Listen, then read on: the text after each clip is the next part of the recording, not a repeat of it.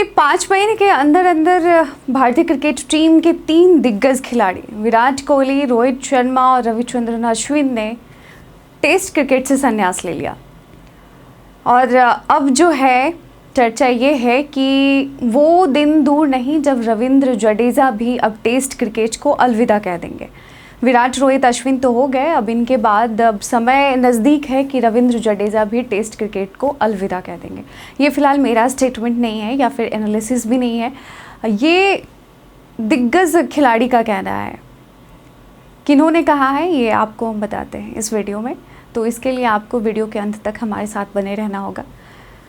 वैसे आपको क्या लगता है वो भी हमें कमेंट सेक्शन में लिखकर ज़रूर बता सकते हैं। तो भारतीय क्रिकेट में एक के बाद एक सीनियर खिलाड़ियों के संन्यास ने फैंस को तो झटका दिया ही है। पहले विराट कोहली और रोहित शर्मा ने T20 और टेस्ट क्रिकेट को अलविदा कहकर सभी को भावुक कर दिया था।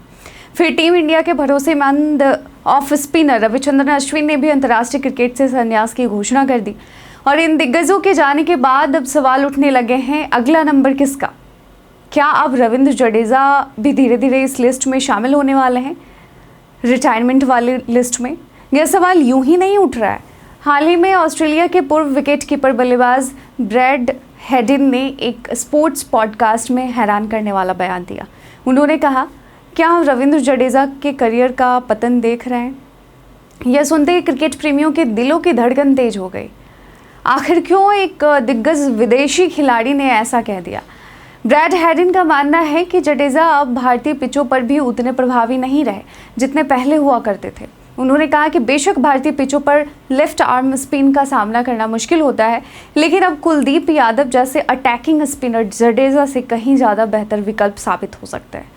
हेडिन ने यह भी कहा कि वह अब जडेजा को प्लेइंग 11 में नहीं बल्कि कुलदीप यादव को देखना पसंद करेंगे। यही नहीं, ब्रैड हेडिन ने एजबेस्टन में 2 जुलाई से शुरू होने वाले भारत इंग्लैंड दूसरे टेस्ट को लेकर भी बड़ा बयान दिया। उन्होंने सलाह दी कि अगर नीतीश कुमार रेड्डी जैसे युवा खिलाड़ी खेलते हैं तो जडेजा के बजाय कुलदीप यादव को मौका मिलना चाहिए। उनके मुताबिक विदेशी टूर पर कुलदीप यादव विकेट लेने में जडेजा से ज़्यादा कारगर साबित हो सकते हैं। अब सवाल उठता है कि क्या ब्रैड हेडिन की बातों में वाकई दम है? क्या वाकई रविंद्र जडेजा का करियर अब ढलान पर है, या यह सिर्फ एक बाहरी नज़रिया है? पिछले कुछ सालों में जडेजा ने भारतीय टीम को कई मुश्किल हालात से बाहर निकाला है, चाहे बल्ले से हो या गेंद से। वह टेस्ट क्रिकेट में भारत के सबसे भरोसेमंद ऑलराउंडर्स में से एक माने जाते हैं। लेकिन सच यह भी है कि उम्र किसी का इंतज़ार नहीं करती। जडेजा अब 36 साल के हो चुके हैं और लगातार चोटों से भी जूझते रहे। वहीं भारतीय क्रिकेट में नई पीढ़ी तेज़ी से आ रही है। कुलदीप यादव, अक्षर पटेल और अब रैंक टर्नर पिचों के अलावा विदेशों में भी विकेट निकालने वाले स्पिनर्स की मांग बढ़ रही है।